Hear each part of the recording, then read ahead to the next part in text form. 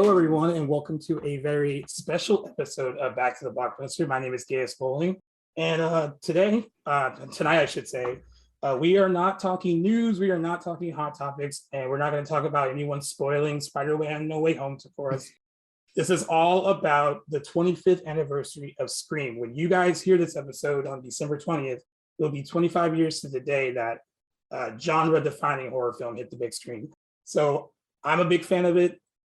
We have some guests on here that are big fans of it, and I just thought it'd be cool to kind of go back down memory lane and discuss it and see if it still has the same impact, 25 years later for a lot of us.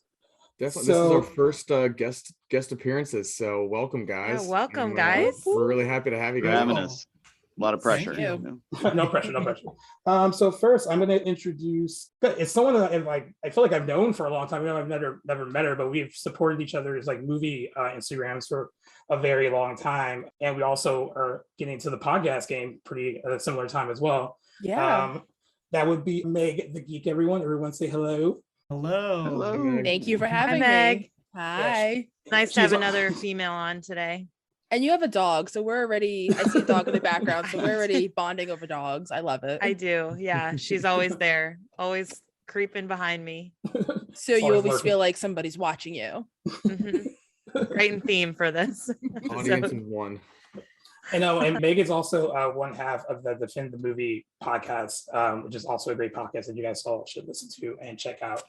It's really fun. And next, I've got very lucky getting on Twitter and kind of connecting with a lot of different podcasts on there with different groups of different podcasters just supporting each other. And that's how I ran across my boy Joey here, who's the host of the So Wizard podcast. Also, what's going on, everybody? Great to have you on, buddy.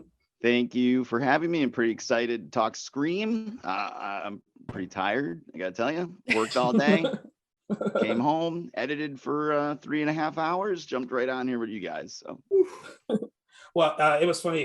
You guys didn't see this, but on Twitter, he basically posted his schedule for the next few days, and it's a lot of recording and then 55 hours worth of work. So yeah. Thank God he's here. So thank you for being here. Make it work. Very busy schedule.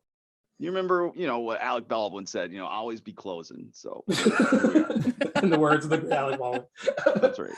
And then lastly, this guy I kind of connected with a little late in the game, but really liked his monthly podcast, Release Date Rewind. And it's kind of perfect for doing an anniversary episode like this. And introduce you to Mark J. Parker. Everyone say hello. What up, Mark? Hey, everybody. Thank you so much.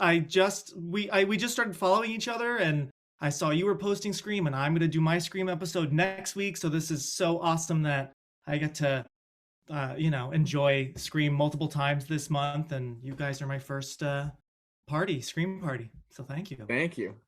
Well, I'm glad you could be here. I'm glad you all can be here, actually. It's good to kind of, when we were thinking about when we should have guests on for the first time, this felt like the perfect time to do it because it's not really the usual kind of episode format we were typically doing on here. And then since you guys all love the movie, it should be really fun to kind of get into what you guys have taken from it over the years. For everyone that doesn't know anything about Scream, even though you should, I'm just going to break down a little bit about, plot, cast, director, and all that stuff. And then we're going to go into kind of asking you guys when you guys first discovered it, what you thought about it when you first saw it, and did you think when you first saw it that it was going to be something that would kind of change the game for the genre a bit? Scream came out on December 20th, 1996, right in time for Christmas, when all horror movies, I guess, should come out. It was directed by the late horror master Wes Craven, best known for The Last House on the Left, The Hills Have Eyes, Nightmare on Elm Street. Written by a then young unknown screenwriter named Kevin Williamson, who of course went on to write a slew of other movies, develop TV shows like Dawson's Creek and The Vampire Diaries. And it stars Neve Campbell, Courtney Cox, David Arquette, Matthew Lillard, Rose McGowan, Skeet Ulrich, Jamie Kennedy, and Drew Barrymore. And in the movie, Neve Campbell's character Sydney becomes to target a mass killer who kind of uses, he doesn't use this, but the movie itself kind of uses the slasher genre, cliches and conventions, and kind of speaks on them in a way that horror movies hadn't done at the time. So these are characters that are in a horror movie, but they are very self-aware of what horror movies are. They actually talk about other movies. There's a lot of references to Friday the 13th, Halloween, Nightmare on Elm Street. This Mhm. is probably the first time that characters in these kind of movies were very self-aware of what the genre was, which made it kind of unique at the time. Very meta. Yeah, very meta. Yeah, it started that, and it kind of carried on in the years since, on for better or worse, with other movies. Mhm. But it was a critical and financial success when it came out. It wasn't a financial success out the gate. It actually opened to only $6 million, and they thought it was kind of DOA when it opened. But it was it had a lot of good word of mouth, and in subsequent weeks, the grosses went up, and eventually it made over $100 million here in the States on a $15 million budget and grossed $173 million worldwide.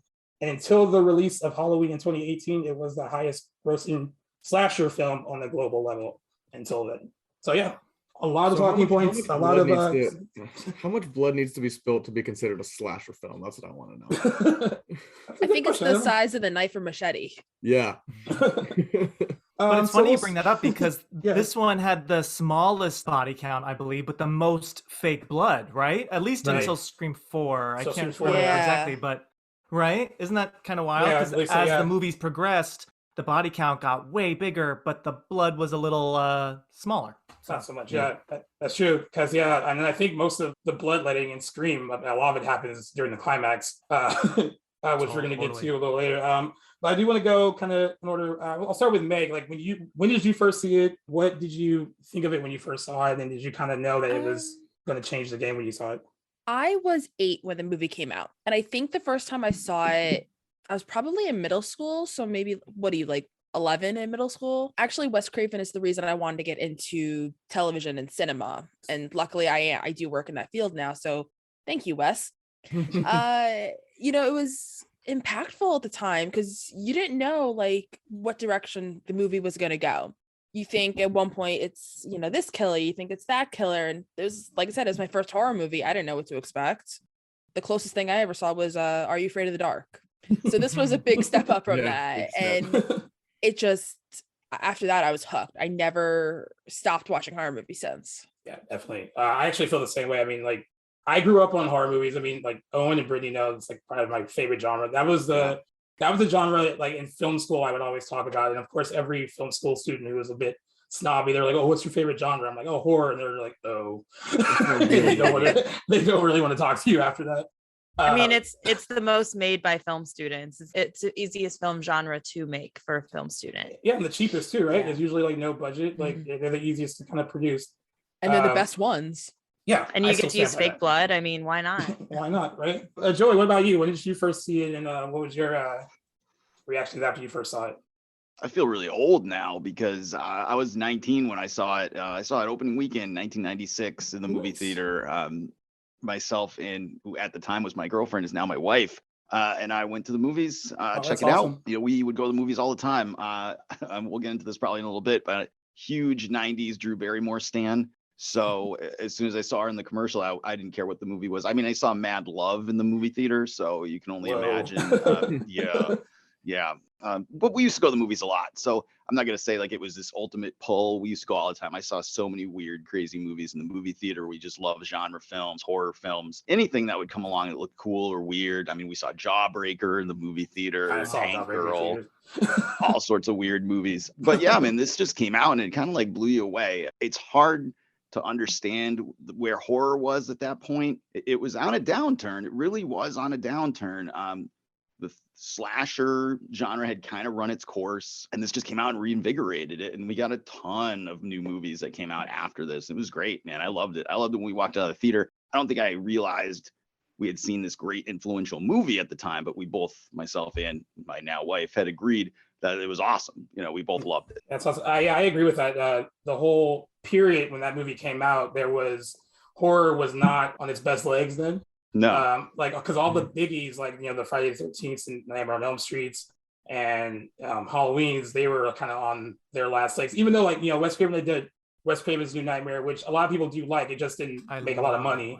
Yeah, it wasn't a hit. It's a good movie, right. but it wasn't, it didn't launch the New Right. Nightmare cinematic universe. So. Exactly. And I think in the post, like, Screen World, like, people actually re-examine Wes Craven's New Nightmare now in a different way, because he was kind of doing that whole, like, meta movie blending with real life thing with that. And if he didn't, and then he jumps on into something like Scream. So, like, even something like that gets re-examined. But yeah, there wasn't a lot of stuff. I mean, you had like few that snuck in, like Candyman or like People Under the Stairs, that were like pretty good, but like the genre itself hadn't really produced anything substantial until Scream came out. And then Yeah, I mean, Candyman, People Under the Stairs, like those were hit movies, but they weren't smash movies like Yeah. Scream was. And those were a lot of like home video. Yeah. You know, they kind of built their audience on home video. God, I'm aging myself. Home video. But I remember home video. You're all good. yeah, home video.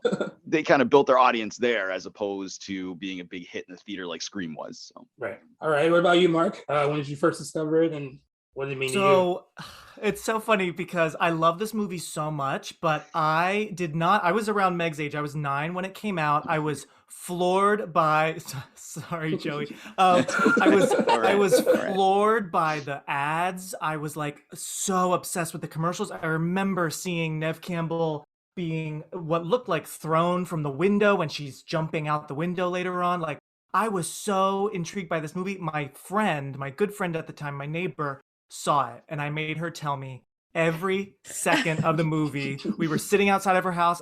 She's like, do you really want me to tell you? I'm like, I am so curious about this movie. You have to tell me. She told me everything. She told me the killers. And then once she told me that, I was like, I feel like you probably shouldn't have told me that part. But I still love it. So I rented it later on, that's the only Scream I didn't see in theaters. Even though it's funny, I saw like Mars Attacks and One Fine Day, movies that came out the exact same weekend. So I definitely, and I was Freddy Krueger when I was 6 years old for Halloween. So I loved, my dad was like, oh, these are just movies. It's fine. When like the neighbors were like, what the hell are you showing your kid? So I love scary movies. I don't think I actually saw Halloween yet. I think Scream opened my eyes to Halloween, but I was a big Freddy stan. Loved New Nightmare as a kid. I was like, this is brilliant. So I didn't actually get to watch Scream until we rented it at Blockbuster. And it was kind of fun because I got everything spoiled for me. So I kept like toying with my parents. I'm like, who do you think the killer is? And they're like, you know who it is because Allison ruined it for you. Be quiet, But I loved it either way. So yeah, I didn't get to see it until probably summer of 97 was by the time it came to home video. So just in time for Scream 2. Yeah, exactly. just in time for Scream 2. And then I was there opening night in between my parents in a sold out crowd. And I was like, oh yeah, this is the life. Yeah, it's funny because you mentioned that was the only Scream that you didn't see in theaters. It's the same for me. So I was either 11 or 12 when I saw it for the first time, and it was on VHS. Yep. But since I grew up with horror movies, like I love that genre already, and I love slasher movies. And even at that young, you can kind of tell that it was just something different from the stuff that you were getting before, especially like the slasher movies from like the 80s. It was just so smart. And I hadn't really seen characters like that. They were kind of like people that like, not necessarily people that were my age, but like people I knew who were like kind of older that kind of acted that way. Like I didn't even like you were seeing like these kind of people that from your real life like on the screen. I had never really seen that in like a teen horror movie. There was something about those characters that just felt real, and I think that's what made the whole thing appealing. But yeah, I saw it for the first time on VHS and fell in love with it from start to finish. Actually, the same thing with Scream 2. I saw that in a crowded movie theater the next year. But that was when, of course, my mom and my stepdad, they're like, we're not going to go see that. We had to ask older people to buy our tickets. It's like can you actually, can we say we're with you? And so like, I don't know if you could do that now. It's probably a little dangerous, but like back then we were just like, yeah, we'll just go in the movie with you to see it. But yeah, I discovered it then. And it really reignited my love of like that genre too. And we'll talk about it a little later, but all the stuff that kind of came after Scream, because Scream was so successful, that's why I kind of fell in love with that movie and what it kind of created for us, like in the 90s, that we had our own slasher movie and our own little slasher movie, like teen movie movement of our own that people had like in the 80s as well. Brittany, when did you first see it, and what did you think of it when you first? So I was trying to think back to when I first saw it, and my memory goes straight to seeing Scream 4 first, unfortunately. Because I saw Scream 4 in the theaters, and I think I went with a group of friends like to the midnight showings. That was just what we did back then for fun. And I think I was too embarrassed to say I hadn't seen any of the other ones. So I just went for it and just saw Scream 4 first. But I do remember wanting to go back and watch them because I was such a big film buff and I was like embarrassed that I hadn't seen them. So then I did go back and rent them and like binge Scream 1 and 1 to 3. But I also remember, I think I saw Scary Movie before also where they parody it. So I was like so confused watching the movie. I was like, oh, I've already seen the funny version of this. Yeah. You stole what I was gonna say, Brittany. Yeah. So that's my origin story. Hey, Owen, what about you? Owen, and this is not a judgment. Owen's the youngest person here, I think. I was born in 96, so yeah, you're a baby. Joey is like filing for AARP as we speak. That's right. I'm out of here. So His camera's gonna go off. So I definitely did not see it in theaters. I'll say that.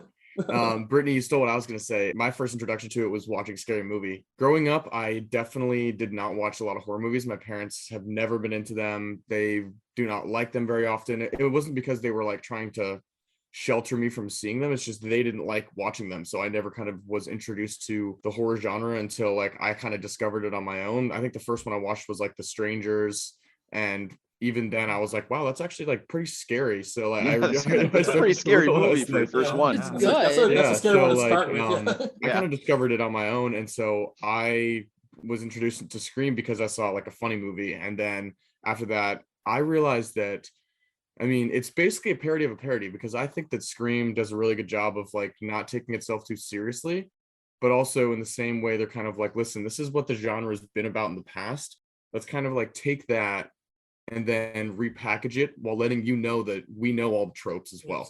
So I think that they did a really good job of like keeping true to themselves while also telling the audience, being like, listen, like you came to this movie and this is what you could expect to see, but we're going to make fun of that. And I really like the way that they did it. And it really set apart sort of the way that certain movies can take themselves and how they portray themselves. I really liked it. Yeah, it's kind of funny too, because the whole Scary Movie thing, because this was originally titled Scary Movie. It was Bob Weinstein, who I guess brother of He Who Shall Not Be Named, that's wanted to change it to Scream.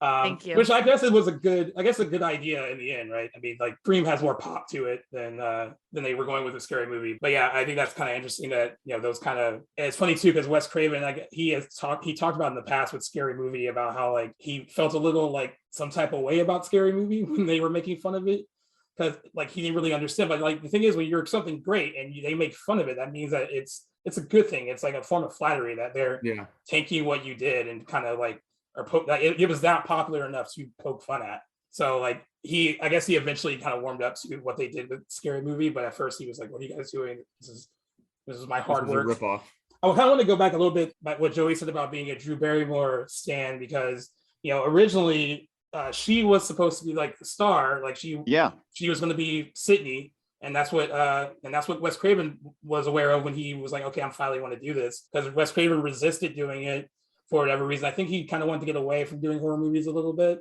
But when he signed on, he was like, all right, I got this big name star in the lead. And then Drew Barrymore was like, you know, it'd be cool if we kill me off in like the first few minutes, because no one's going to. Too bad. She could have really been a star. Yeah, she could have made it one. Only she had a career. Yeah, that's right.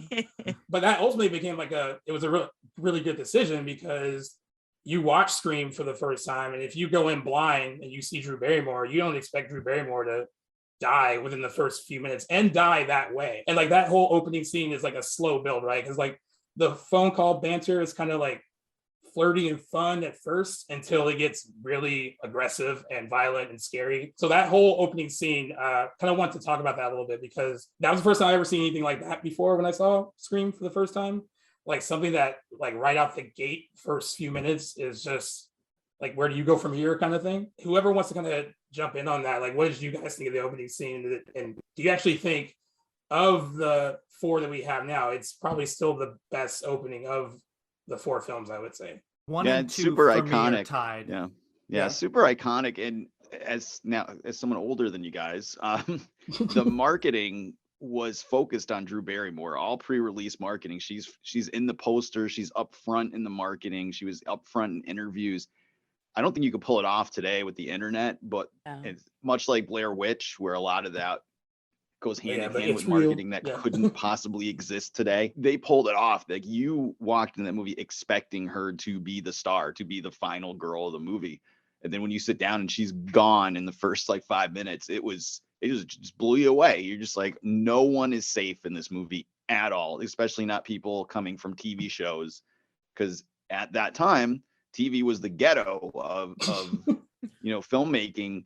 So, someone like Courtney Cox would be considered slumming. She's not a movie star. She's someone from TV. So you would expect her to get killed right away, or the girl from Party of Five or something like that.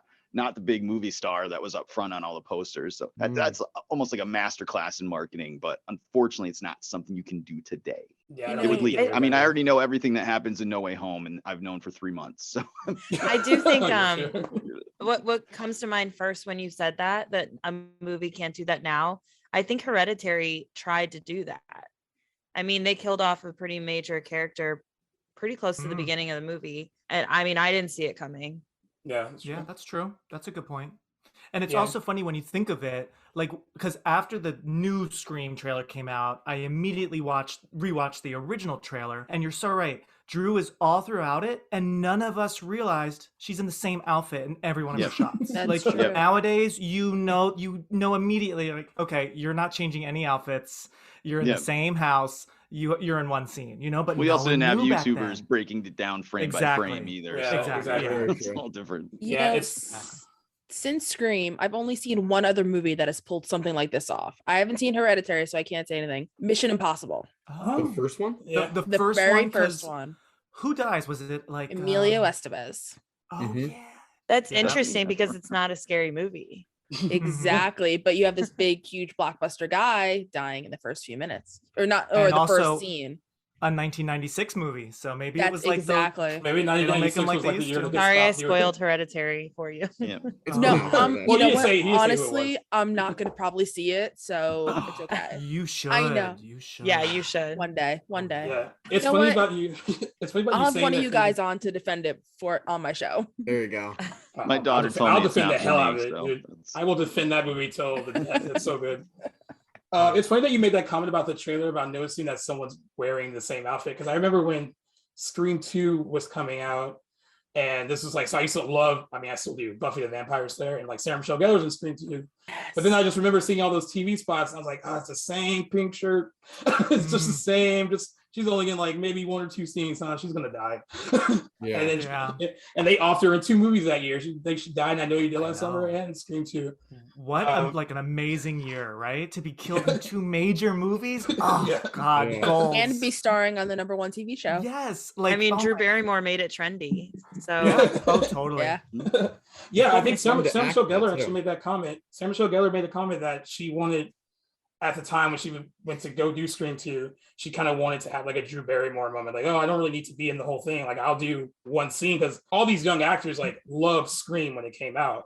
And it kind of, I guess, opened doors for a lot of them, because like she apparently didn't even read the script. I remember hearing like she just was Yeah, offered. she just went for it. She just tell me where I gotta be. Yeah. Mm-hmm. Yeah. And so like that's how big the whole thing was. Like all these actors are like, yeah, the first one was good. I will trust you.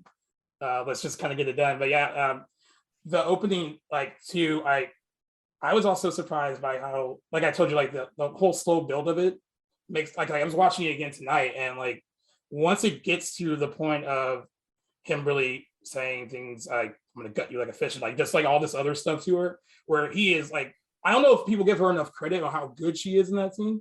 How like Drew Barrymore has to carry like a lot in a few minutes and make you care about her conversation.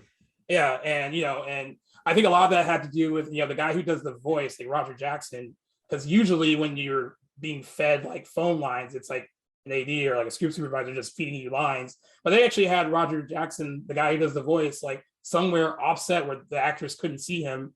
So like they were able to generate like kind of real fear because they had no idea who this guy was. Mm-hmm. They had never met him.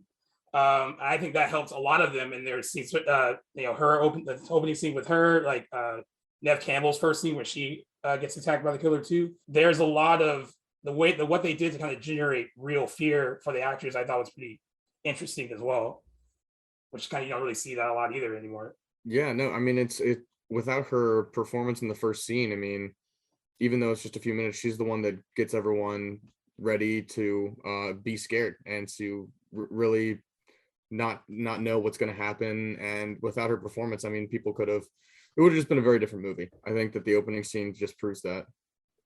Yeah, it sets the tone for what's to come, basically. And also kind of do like I said, you do that. It's like, well, no one's safe. Like, what do we really expect going to happen?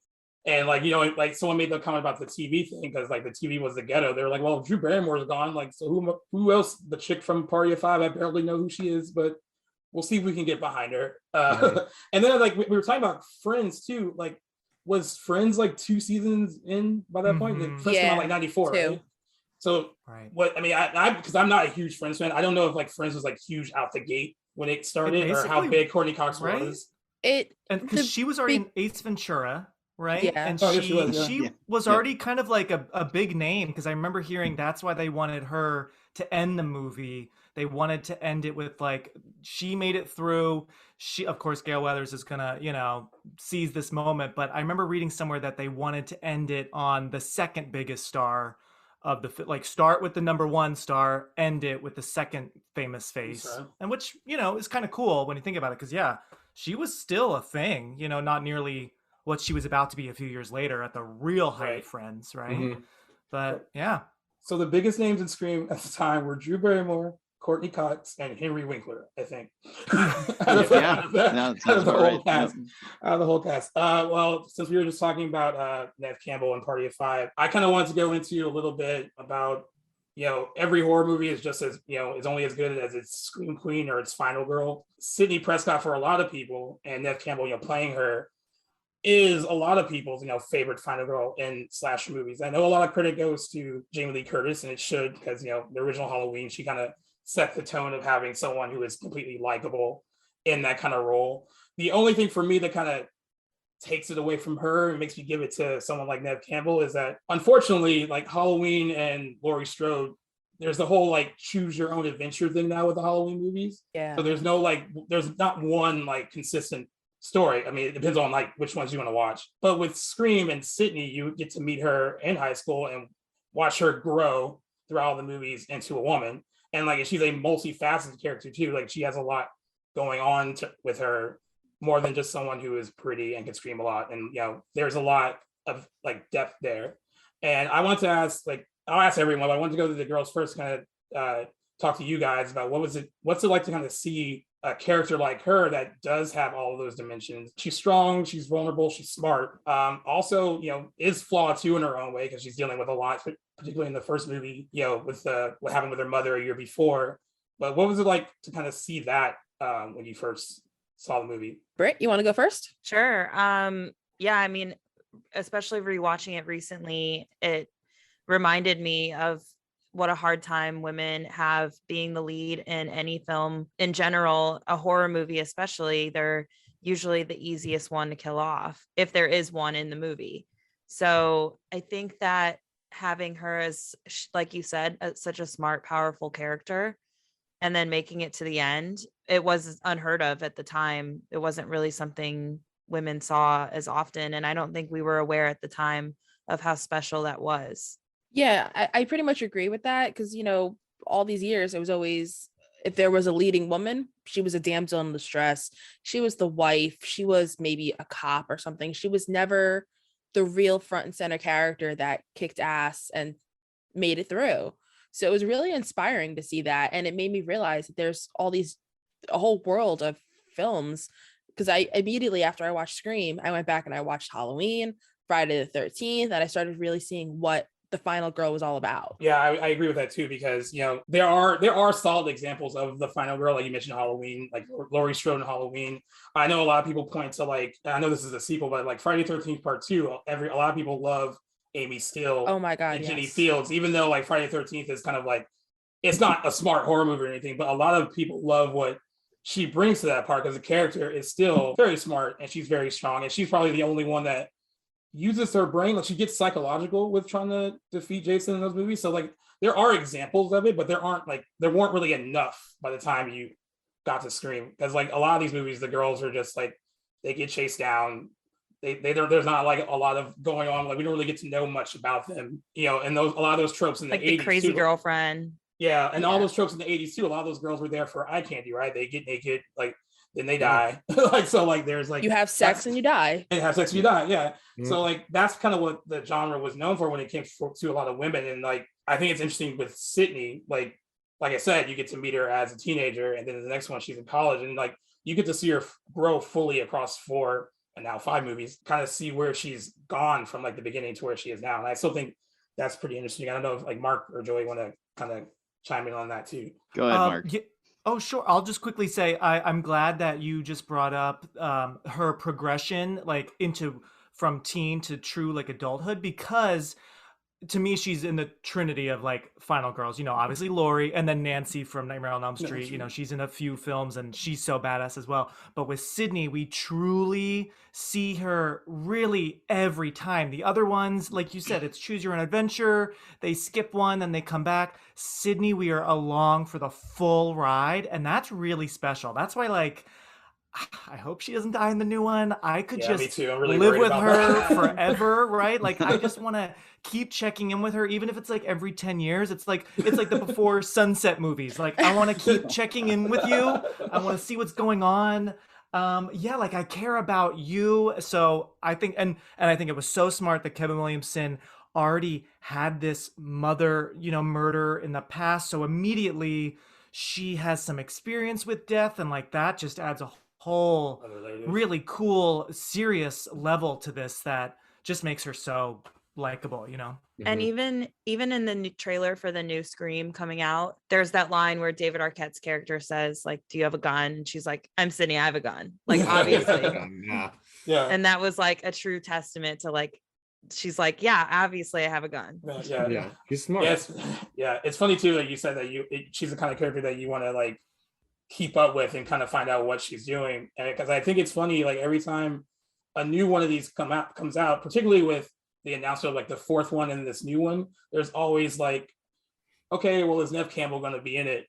And like a lot of people really want her to be. Right. And I know, like, you know, a lot of times they go back and forth, like, oh, like, you know, with this new one, a lot of it had to do with not having Wes Craven there and feeling that it wasn't right to do it without him. But there's a reason why everyone gets excited. I mean, everyone gets excited. Like this last one, when I heard about Courtney Cox, I was like, cool, we need her. When I heard about David Arquette, I was like, yeah, we need him. But in the back of my mind, I was like, we also need Neve Campbell. The way they announced, you know, first it was David, and everyone was like, okay, cool. Okay.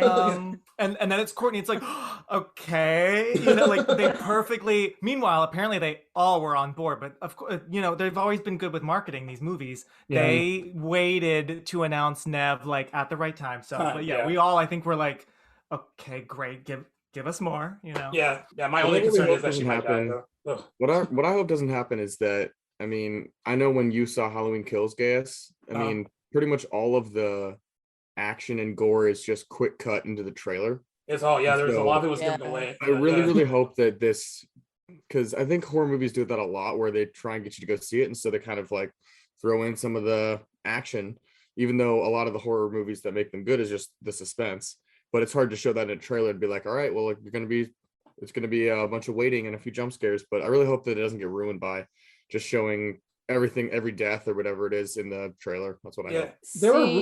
There were the rumors that they actually shot, like, for the new one, like multiple different things to kind of trick people into thinking what would be actually going on, which is actually smart. So if they do use certain things in the trailer and it happens to not be in it, I think that, like, I heard that they were just trying to do that to kind of fool everyone, which is kind of smart because these movies are built on like the secrecy, right? I mean, I think we learned really early on with Scream 2, and that was in the early stages of like message boards and stuff. Like a lot of that was being like ruined, that they had to like change a lot of it because people found out about the ending and who the killers were and stuff like that. I totally read the leaked script on. Do you guys remember Web TV back in the day?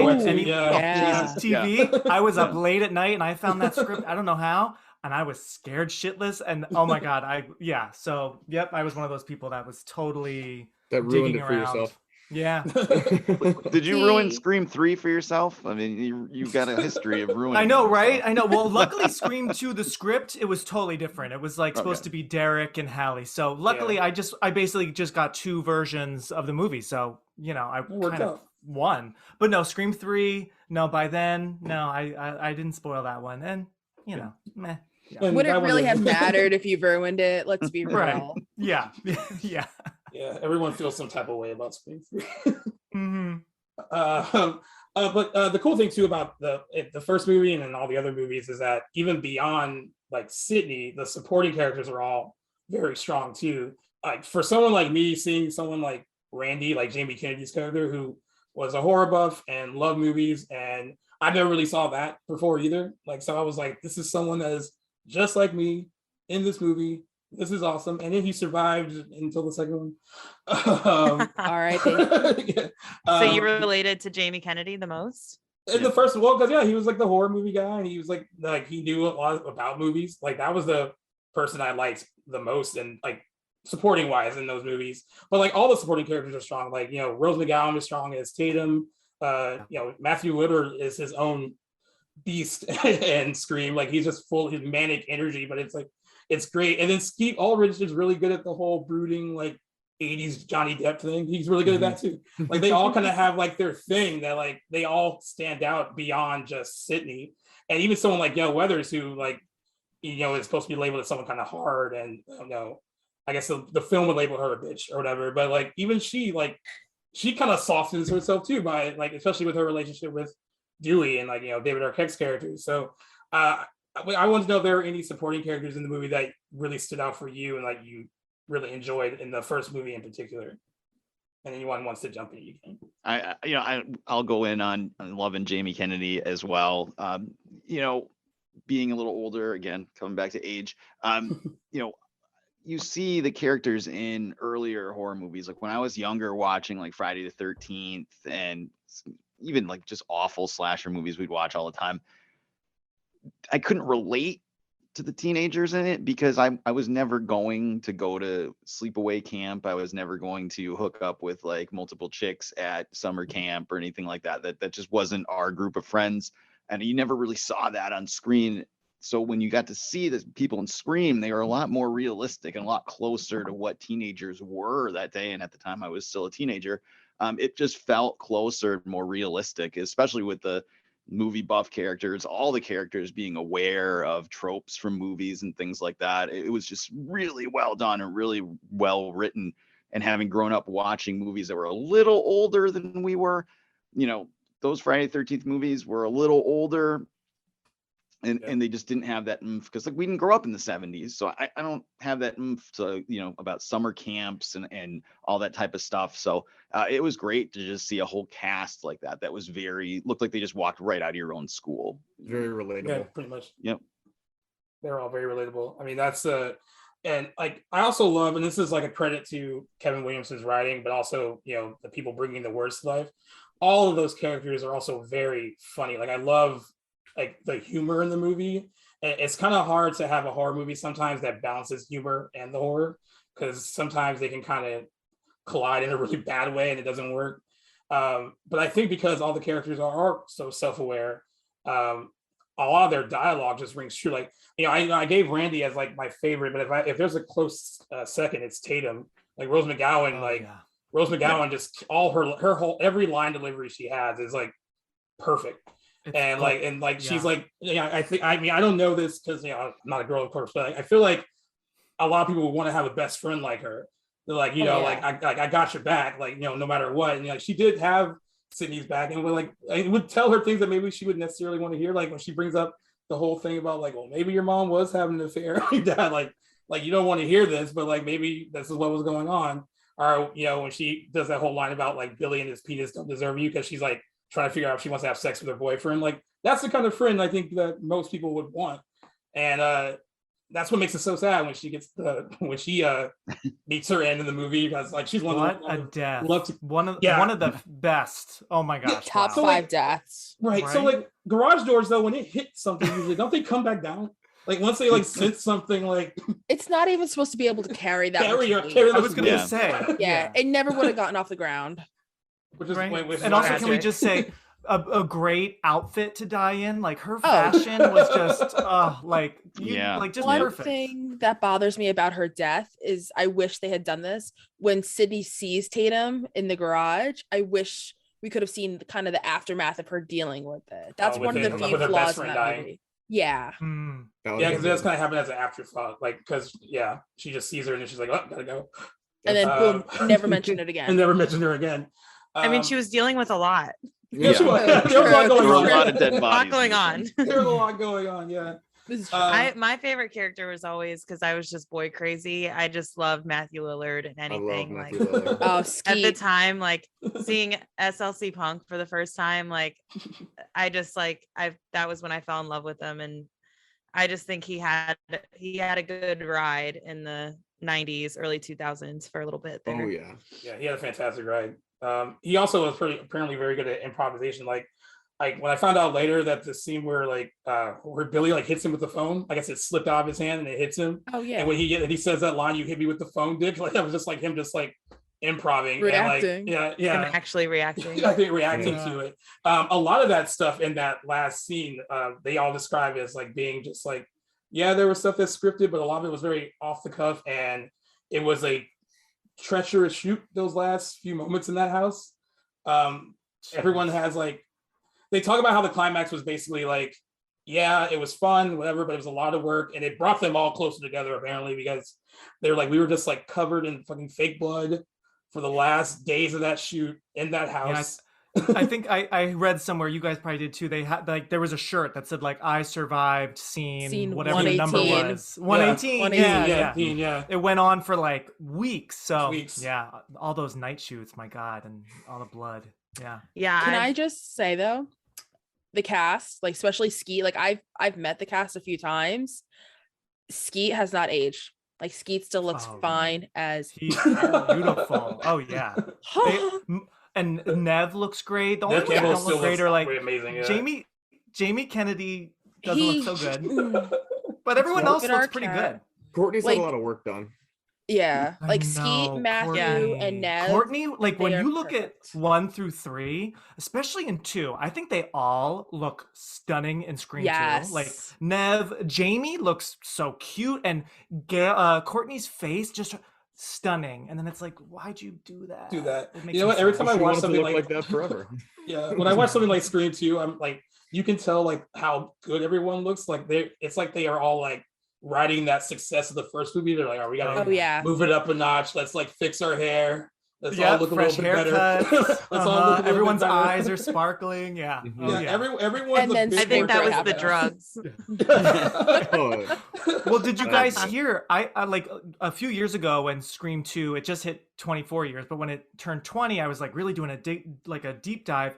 They shot that like in September, and the movie came out in December, like It was less than a rushed, year. yeah. It was Yeah. rushed, so it's amazing Wow. how good that crazy. looks and how the whole movie is such a good sequel. They did that in like Yeah. no time at all. It's like Jada Pinkett's scene was like shot a few weeks before the movie came out. why was Yeah, it so rushed? It was. I mean, Um, it was successful, right? They want to hit the strike of lightning. It was lightning with a bottle. They were like, "Hey, let's do this before people Yeah, don't want to and do I this think anymore." I think because the first one did take some time becoming successful, I think Nev Campbell, because when they won the MTV Movie Award that summer, when you see them all, Nev Campbell had her red Wild Things hair. I also love that movie. Yeah, I love that movie. yeah. Like Saw everyone that was in theater, already. I did too. I love that. But like everyone was already busy working on things, so like it just was like, and she was still on Party of Five. So I guess like September and October of '97 was the only time they can get everyone.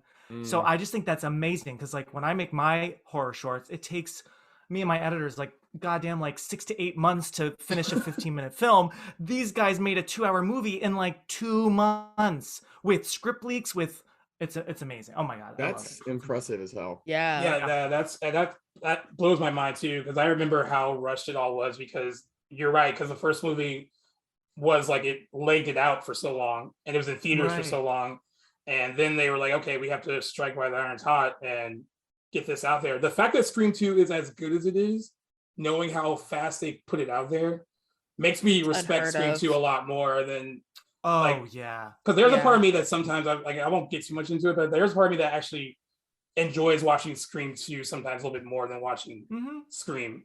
I respect Scream for being like a better movie overall, but there's something a little bit more exciting about Scream 2. Mhm. And I think it's because you're also, as a viewer, you're riding that wave of like, oh, this first one was so good. I wonder how this one is going to be. And it has that that early energy of like, they know they were coming off a good movie, and like, let's see if we can keep that up. Whether or not they've been successful after that, It's just a matter of an opinion. Well, also, one of the things that makes the Scream franchise so unique compared to, you know, Friday the 13th, Halloween, Nightmare on Elm Street, every movie, you don't know who the killer is going to be. All these other movies, it's the same killer. You know it's Michael. You know it's Jason.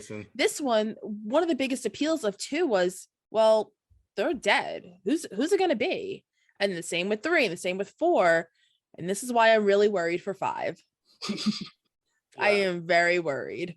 I do like the marketing though. Like I like what they're doing so far. Yep. Yeah. Like, I'm worried about 5 because are you worried in the sense of like you think they're gonna make a bad choice, or worried that like it's gonna be someone that you don't want to be the killer? All of the above. For me, I'm afraid they're gonna make a bad choice. And I just look, we're 5 movies in, we're 25 years into the franchise.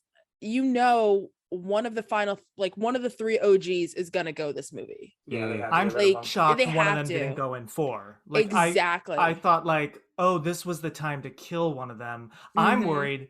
I don't think we should be going back to Woodsboro in 5. We just did that in 4. I love in Scream 2, we go to a completely new. We're in what, like, well, I know they shot in Georgia, but I think it's in Ohio. It's never really clear to me. Yeah, really like clear. I know it's just specified it. Fictional. We're not even a town, right? Yeah, we're not even in California. Like, so I think it's a little risky. I agree with you, Meg, that like we just sort of were in Woodsboro with teenagers. So what are we gonna do differently this time? It's Scream 4 2.0 at this rate. Right. And the new poster that just released, it says the killer is in this picture. Is in this picture, yeah. Which is fun. Yeah. So but it's like the oldies and a whole bunch of kids. So it's like, okay. Yeah. My main worry is them, kids? them starting with the twist and then working backwards instead of just organically making a good movie. That would be my main concern. I don't want this. I mean, the franchise is what it is, but I don't want it to be a M. Night Shyamalan type of thing where it's all about a twist at the end of the movie instead of making a good movie. Just worry about making the movie good, even if it's not a big surprise at the end. It's not that big a deal if the movie's good. Right. If an OG has to go, which OG do you pick? Dewey. OJ right away. OG that we're okay with losing. I agree. Dewey. I'd be fine with Dewey. Dewey was supposed to die in the first one. Yeah, he was supposed to die in the second one. Yeah, and I actually thought his stabbing scene in 2. Remember, like when they're in that was in his back. Was brutal and like horrifying and so sad. And it's like, oh, he keeps coming back and he just won't die. He's like got 9 lives. Yeah. I don't think we can't lose Sydney. That's dark and twisted. And they would. I don't really love Gail because, like we were saying, with her being such a powerful, strong female character, there's no way that they're going to kill her off. Right. There'd be a they want us to think. I don't think we can lose Gail because in my world, I'm a huge nerd and I've written my own Scream 5 and I'm shooting my own fan film this weekend. But in my world, Gail is what keeps the Stab franchise, like, because she is such an opportunist.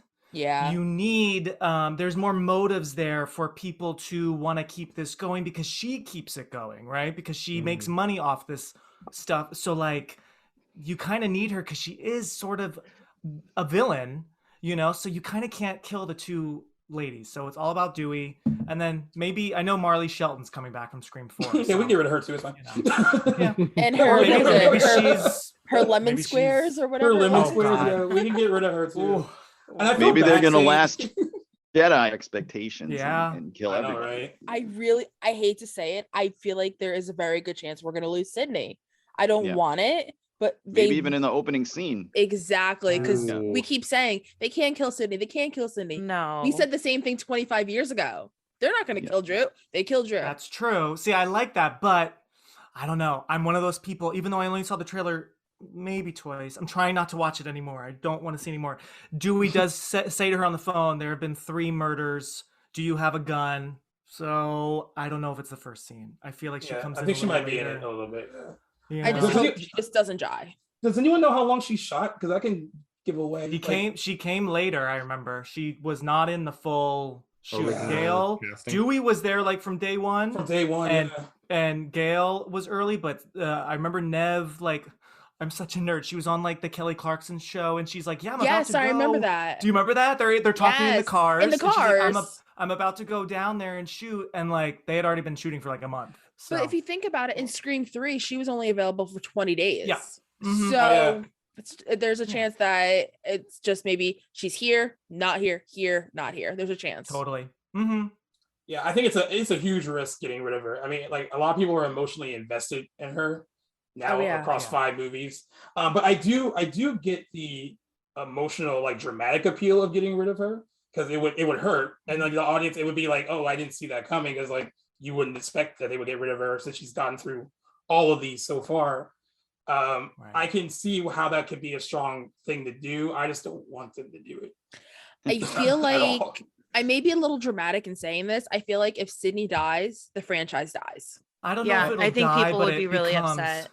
It becomes something totally different. For sure. Yeah, I would depend on the strength of the new characters. If that's a direction they want to go, it's got to be because we need these new teenagers to be in Scream 6, 7, Who's the new Sydney? We need a new like Sydney. If it's her daughter or something, that would make sense.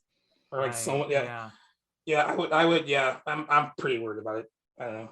Which you bring up an interesting point, Britt, like, because I hope I'm not spoiling anything, but it's in the footage that's part of the marketing. She's running with a baby carriage, a stroller.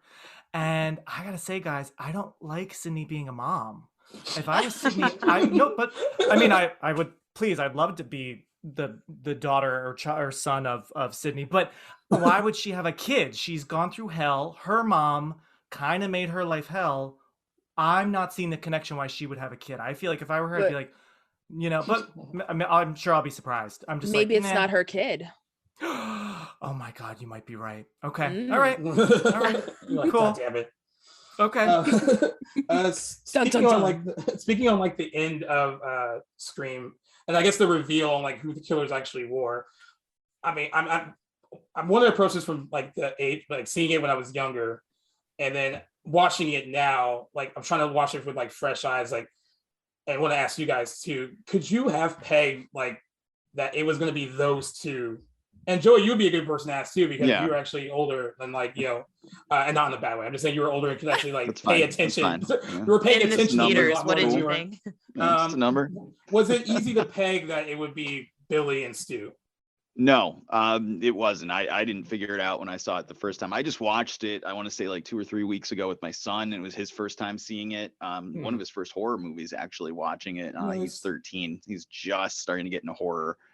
So we started easy. We watched like Evil Dead 2, and we watched Psycho Goreman, like trying to stay like comedy horror. And now we started sliding into slashers. So we went to Scream. He wasn't able to pick it out either. He was surprised at the end with their reveal. So it holds up well. I would really have to sit down with like a pen and paper and try to see if I can connect all the dots and make it make sense. I've never done that, but I'm sure it's fine. I have confidence in Wes Craven that it makes sense throughout the flow of the movie, but I was never able to pick it out. No. Yeah. Plus I was on a date. I was nervous. It worked out. It worked out. Yeah. What about the rest of you guys? No, absolutely not. I had no idea. I think I could have suspected the boyfriend, but then I got thrown off by the whole like stabbing him thing, and I was like, well, I mean, it can't be him. So I was like, I just didn't know at that point who it could have been. After I was like, it's definitely the boyfriend. But it was smart to because for the first, for like the act 2, he is like kind of the prime suspect, right? He's in the house and then he's arrested. So then it is smart that it's like, well, once that happens, it's like, well, no, it can't be him because we just cleared him. It's got to be someone else. Yeah, red herring. And then she like totally. She sleeps with him, and then she questions like, she's like, who'd you call when you got your one phone call? Like, I'm the worst at predicting scary movies. Or like I'm the worst. I'm always saying the wrong person. But then like I wonder if like I was like, can you pick apart the whole like the whole like stay to the side and don't go too deep? There's a lot of risks of it. Like, all right, I guess this will work out if we kind of stab each other. You're not gonna really kill me, right? There's a lot of like that whole final moment with them is just so manic and all over the place. I actually have a friend who taps out on the movie during the final like Oh, I thought you were gonna say you had a friend that stabbed you. Oh no, yeah. No. A friend that tried to let me know.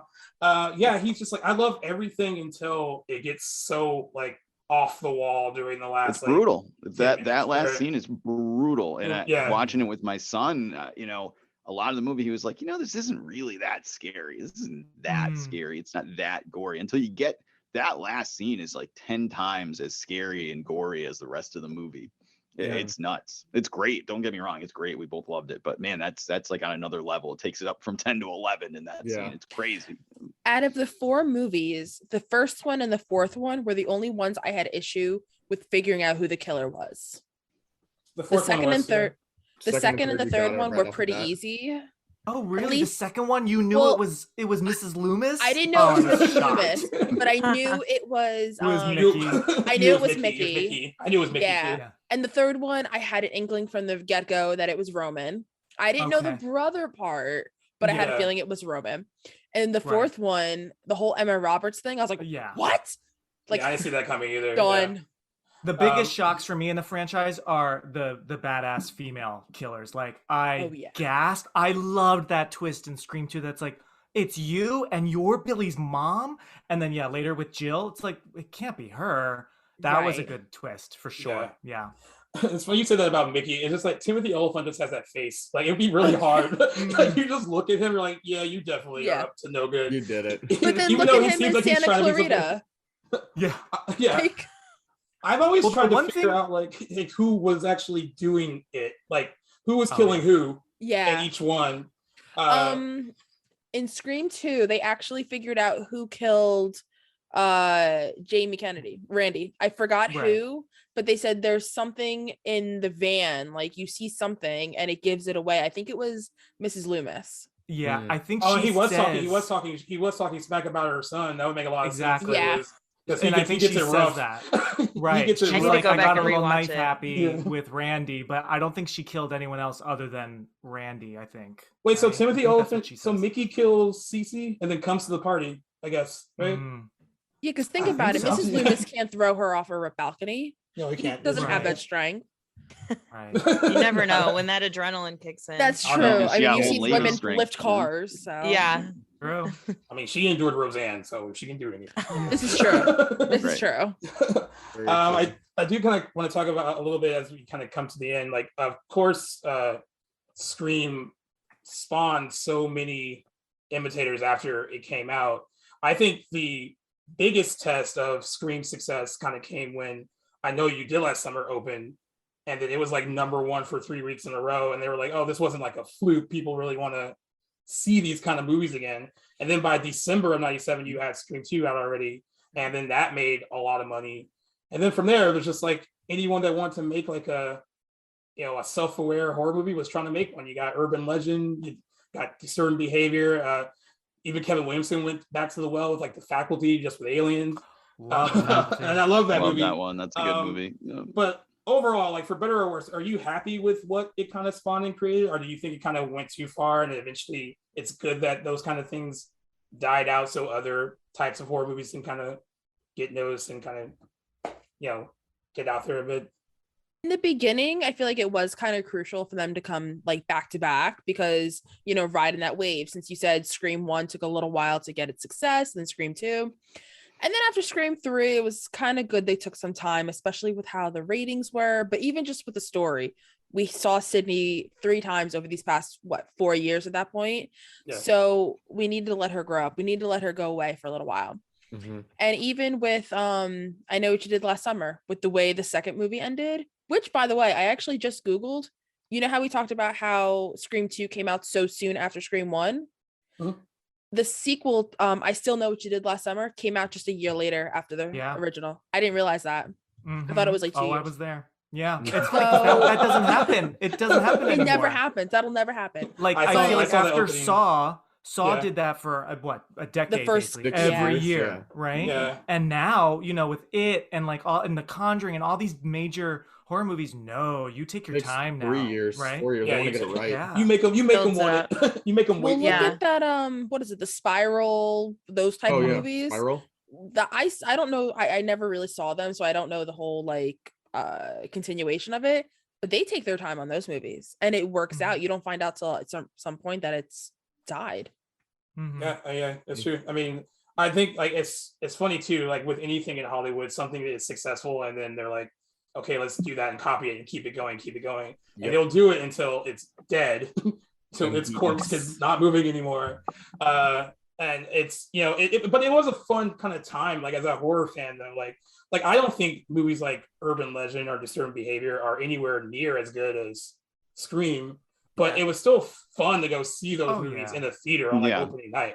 Like I mean, like sadly, they ran it into the ground. That's the problem. They ran did. it right into the ground. A lot of those movies didn't hit a zeitgeist either, like Scream did. Right. I Know What You Did Last Summer, pretty much gone at this point. It came back as a TV show that no one watched. The Faculty's great, but it's a cult movie. It's a cult Most movie, of those movies, they're mostly all cult movies. The only one I can think of that really propelled itself, and not even really the movies, but just like the situation, is Final Destination. Oh, I don't know. Yeah. All 6 of us will never drive behind a truck. The tanning bed for me. It was the Not a tanning single bed for me. The tanning tanning bed. bed for you. Right. When the elevator, I always check myself Right. in an elevator. Yep. I think those movies did a good job kind of hitting the zeitgeist, but for the most part, they were all just really cult movies or like very small hit movies. Nothing really broke out like Scream. So. Right, because even like I Know What You Did Last Summer, even though it was successful out the gate and it was #1 for 3 weeks, it didn't gross as much as Scream. Right, but we're not getting a reunion movie now. Right, so. right. I think the big thing with I Know What You Did Last Summer was like the test was to be like, okay, it did well enough. I feel like when they were making I Know What You Did Last Summer, I don't know if even the studio had much faith in it. They were just kind of like, well, let's see what happens. No, but horror's never going to go anywhere. I mean, you make them cheap, and look at Blumhouse. I think what's so great, they only got a hit on 1 out of 6 movies, and they're fine for the year. So yeah. I think what's so great about these movies too, like I Know What You Did Last Summer and Scream, is that it follows the same formula every time, and we fall for it every time. Like it's like a continuum of like this same thing, and what's coming, but you're still kind of like shocked. Still has that little shock value effect on you. Yeah. Mm-hmm. And I think, and it's interesting too, because we were talking about like the old and the new. Like it's interesting that something like Halloween H2O, like Halloween was such a defining movie when it came out in '78. Halloween H2O is just heavily influenced by what Scream did. Like it's like like Halloween H2O is almost like watching Scream, to the point where like some of the score is from like Scream. And the same set from Scream 3. H2O is the house at the end of Scream 3. And they're watching Scream 2. They're watching Scream 2, TV, which is really weird when you think about it, because it's like, okay, Halloween is in the world of Scream, so then how could Scream be in the world of like then it gets weird. Yeah. That's kind of cool though. Like they should do a collab. Like a multiverse. Right? It's the horror movie universe. It's like I do have a soft spot for H2O. Predator. Oh yeah, I have a soft spot for H2O. I mean, I think because everyone does. It was the first Halloween I saw in theaters too, so like that has a lot to do with it. And I know this is a tangent, but I just read last night, because I'm writing something, and I was looking at the treatment for H2O that Kevin Williamson wrote. It is bonkers, guys. If you want a fun little 7-page read, just Google Kevin Williamson H2O treatment. There's like helicopter blades cutting people's heads off.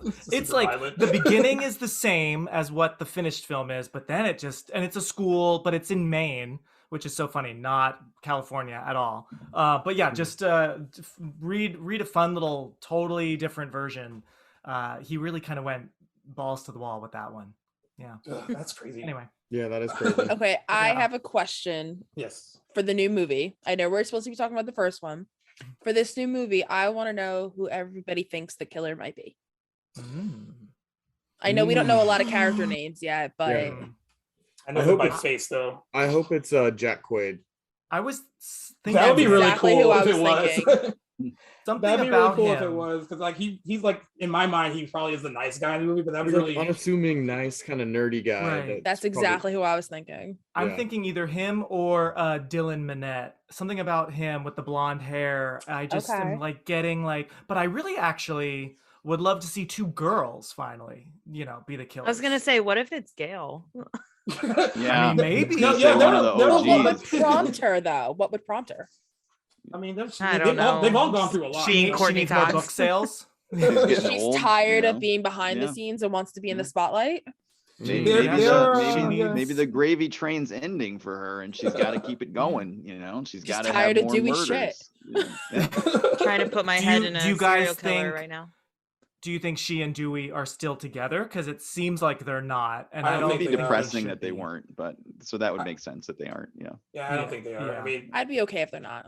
yeah. And as far as I know, like in real life, they get along pretty well now. Oh yeah, Like, they're like best yeah. friends. But yeah, I kind of suspect that they aren't. And there are a lot of people that have bonkers theories that like think that it might be one of the original people that's the killer. I 'cause they thought think of that'd that be really interesting. too. And I can't think of anyone that would make sense except maybe Gail or maybe Dewey. It can't be Sydney. Sydney wouldn't put someone through that after she went through it 4 separate times. Yeah. No, Yeah. she's in therapy. She's okay. The only Kid now returning is people fine. that could be the killer are maybe Gail, but that's a stretch. But maybe Gail, or it could be interesting somehow if Judy Marley Shelton is a killer, Shelton? but it's hard because her character, I'm shocked, even survived the last one. So Yeah. I don't even know what more we can do with her. You know? Can I just say I would have loved to have had Hayden Panettiere back over. I was Marley just Shelton. thinking that. Just thinking that. I Because she's was- starting to appear in like in the public again. So there's a Yes. small chance we get Kirby. She cut her hair short when they like announced Yes. the movie, right? That picture. Yeah. You know, I also would like to see Patrick Dempsey come back. Because remember he was like a major role in 3? in the third one. and then we and never I heard just- of him. And then we never hear like I feel like I'm okay like bringing some more people back. Apparently Randy's sister is back in this one. So Oh. that'll be But what could she interesting. bring to the table though? Nothing. Probably. I don't know why all these film Twitter people- or something. You know? I don't know why all these people still live in Woodsboro. Like I same know. with, like I can get the fuck Halloween. out. That's the most unrealistic part. no. Like Lori, what are you doing in Haddonfield, girl? Like get out of there and like just Sydney. you know, go. It's time for Right? Sydney to go. It makes Right. no Go move sense. to an yeah. island or something. I'm hoping when Dewey calls Sydney that we see in the trailer, I'm hoping, yeah, it seems like she's in a warm, I don't know. I'm just like, I hope she's like in California or she's like living the life somewhere. Somewhere Because far Dewey, away. what are you still doing there? Like, I just feel like your sister died. You're around all this death. Like, get out. Of He's here. almost Yeah. died several times. Seriously. Like he's been very Exactly. lucky. He's been very lucky to be alive each time. Right. He used up Oh his my 9 God. lives at this point. Yeah. That's why I think if one of them has to go, it has to be him. It's his time. It's his time. Yeah. Well, any kind of final thoughts on, I was kind of interested too, like, because I've seen on like Instagram and stuff, like when I talked about doing this with a podcast, like a lot of younger people discovering Scream for the first time and actually like really loving it and kind of falling in love with it. When I watched it before we were doing this, like, sure, there are things about it that seem dated because it did come out in '96, but there's still something very fresh about it. Like, there's the ideas in it are still fresh, and I think that's why so many people still kind of are drawn to it, and why even younger people who like recently discover it like it. But yeah, I kind of like to know what do you guys think? Like, do you like will it continue to still be a movie that like other generations will continue to like pick up on? I think over it will time? be. I definitely think it'll still be considered a classic and a good movie for the rest of time. I mean, I think it stands the test of time because good writing is just good writing. And regardless of how there might be some dated things, I mean, it's from the 90s. So obviously you're going to see some of those, like, I mean, the popcorn, that kind of thing is like super dated now, even though it was very Jiffy popular Pop. back then. Yeah. The Like- cell phones. The cell phones Yeah. are awful Oh, too. yeah. But I think that the writing is just so good, and I mean the twist no one saw coming, the opening scene, it's going to be a classic forever just because of the way that it was put together, and no one saw any of it coming. It was just kind of just became a classic. Yeah, I agree. Yeah, And I I think also horror feel like- movies. Yeah, Go for it. I was just gonna say, I think horror movies in general. I mean, I remember in film school watching like old black and white horror movies, and they still stand. So, I mean, I think horror just in general will always live on. And I was just gonna say, going back to like the look of the film, like not only is the story great, acting, everything works so perfectly, but there's something about, I mean, it just holds up visually, the colors. It is such crisp, like that's why the fourth one, it was such a bummer to see whatever lens they used. I was like, Yeah. no, Scream movies are crisp and clear and bright and colorful. Like the wardrobe, the makeup, like it's a little bit of a fantasy, you know, even though it's so real and so much like, whoa, that's us on screen. It's still like heightened a little bit, you know, in the visuals. And that, I think it's always so fun just to like let that wash over you, you know, to rewatch. Yeah, it's a great movie. It's a classic. That opening scene is classic, and it's going to be there forever, man. Maybe the sequels fade away. You know, if Scream 5 is not good, you know, maybe we don't hear about Scream as much for a few years, but the part 1 is never going away. It's a classic movie. Like I said, I watched it with my son a few weeks ago. And it's funny you mentioned the popcorn, because she said, I'm going to make some popcorn. And then she starts doing the Jiffy Pop. No concept of what was happening. We had to pause it and explain to him. But that's how we made popcorn when we were a kid. They do still sell it, though. I got to tell you, at the grocery store. I thought about picking it up. It's the best. Freak It's them really out. good, yeah. Yeah, that's how we used to do it when I was a kid. That's how we did every time we were in the movie. You just Jiffy Pop on the stove, but not nowadays. But yeah, I mean, it holds up. Just watching it with my 13-year-old son, he was riveted the whole time. He was hooked and never questioned it. I don't want to throw him under the bus because he's a 13-year-old, but we watched Halloween, the first Halloween on Halloween. I said, all right, time for another scary movie. Let's watch Halloween. Me and him, my daughter's 19. We all sat down. We watched it together.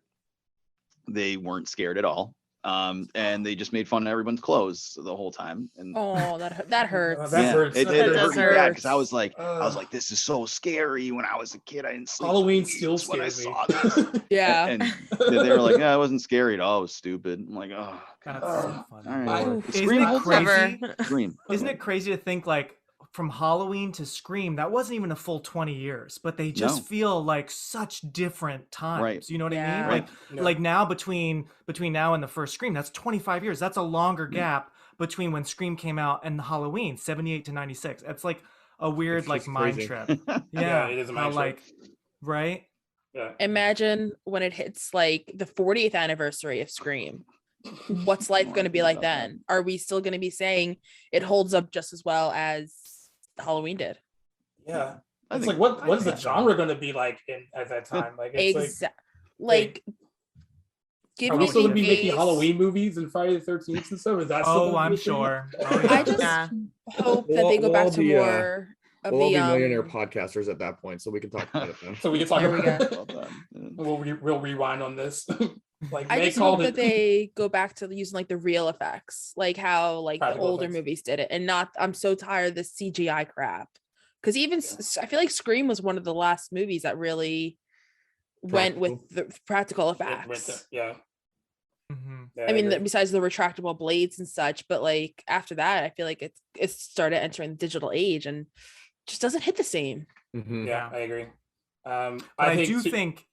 Oh, sorry. Yeah, go I was ahead. going to say, No. I do think even if this new movie isn't so good, it fizzles. I remember right after Scream 4 came out, I was working at Dancing with the Stars, and I worked with David Arquette. He was on that season, and I was such a nerd and like nervous and shaking.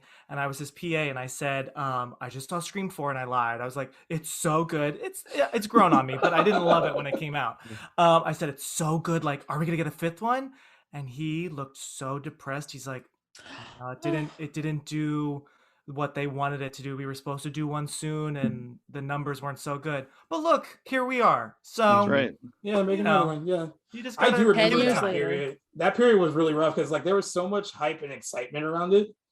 And I was like, yeah, this is gonna make so much money. And then like, this is when you're looking at box office numbers for like the individual day. And I was like, oh, that Friday is not so good. And like, oh, it fell off on Saturday. Like, what happened? What happened to all that hype? It also was a really rough time because in 2009 we had the Friday the 13th reboot, which didn't do that great, even though I love it. 2010 we had Nightmare on Elm Street reboot, didn't do great at all. And then 2011 we had Scream 4.